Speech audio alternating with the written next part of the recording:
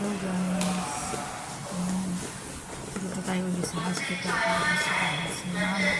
Kasi everyday 6 to 8 p.m. ang visiting hour nila. So ako talaga ayan, nasa 16th floor siya. So mag-deliver tayo.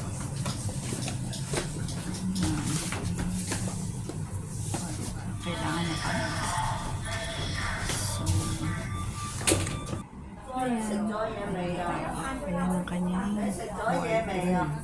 May mga kasama siya. Bali, ano sila, 8 silang pasyente. So, ganito yung kaganda at kalinis yung hospital nila dito sa Hong Kong. Ayan. May matanda, merong hindi, mga may edad na.